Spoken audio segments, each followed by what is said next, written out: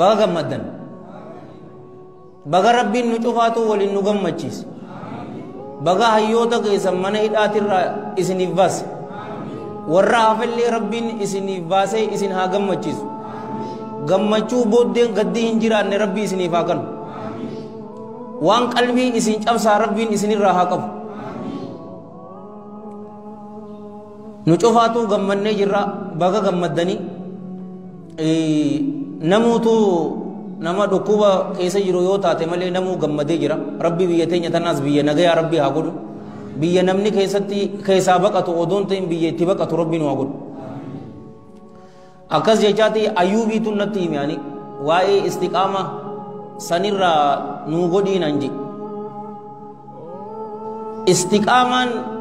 tanu cufaatu itti haajamnu obboleeyyan kiyya istiqaamaa jechuun akka afaanitti akka lugatti al-istiwaa'u wal-i'tidaalu yeroo imaamtichi keenya nu salaachisu istawuu nuun hin jiru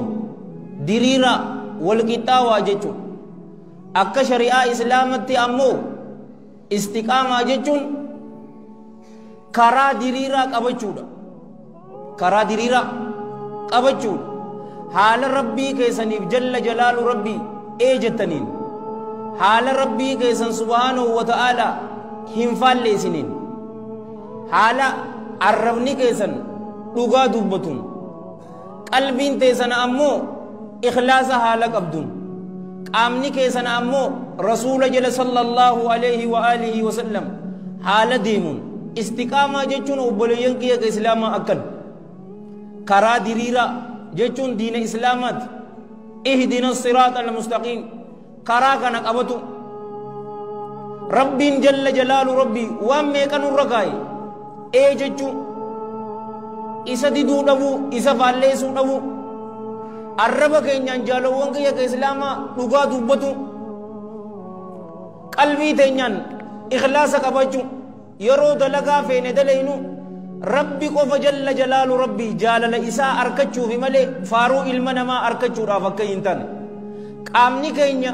rasuula jala sallallahu alayhi wa alihi wa sallam deemuun istiqaamaadha jechuudhaan hunjaan ulamaa'iin istiqaamaa nu cufaatiifuu rabbi nuuf haa kennu amma waan itti jirtan kana gaggeessuudhaaf istiqaamaa isin barbaachisa yoo istiqaamaa hin qabaanne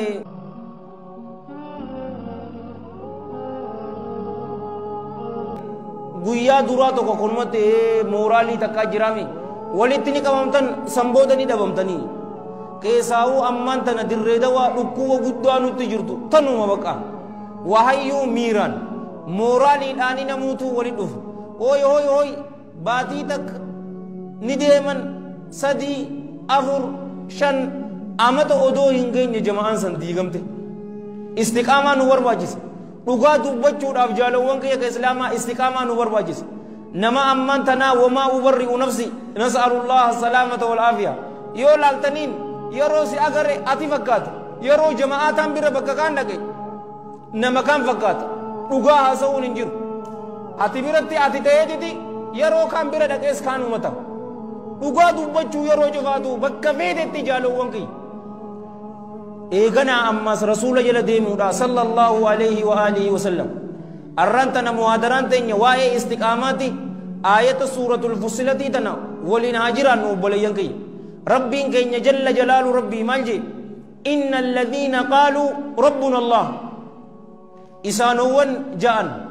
rabbiin keenya taligaan keenya allaha ja'an isaan jalla jalaalu ka gabbaran eenyu allaha jalla jalaalu ka tokkechoomsan eenyu Allah subhanahu wa ta'ala isarratti waanuma takkaa'uu hin qindeessan ka sodaatan eenyu rabbuma sodaatan jalla jalaalu rabbi ka kajeelan eenyu isuma kajeelanii yoo kadhatan eenyu kadhatan Allahuma kadhatanii jalla jalaalu yoo dheessan gama eenyu dheessan gama rabbiiti dheessan jalla jalaalu rabbi inna alladhiina qaaluu rabbuna Allah isaanowwan ja'an rabbiin keenya Allaha yoo irkatan eenyu irratti irkatan isuma irratti irkadhatu yoo waa kajeelan harkuma isaa takabajaa qabdurraa jalla jalaalu rabbi isarraa kajeelan malee ilma namaatirraa himiti hamilamaan isaanii eenyu إذا جالوا وانك يك إسلاما جل جلال ربي إسانوا وانكنا إن الذين قالوا ربنا الله توحيد كل تهرتي دابجود استقامة جتون أبولي ينكي أكا حافظ ابن رجب الحنبلي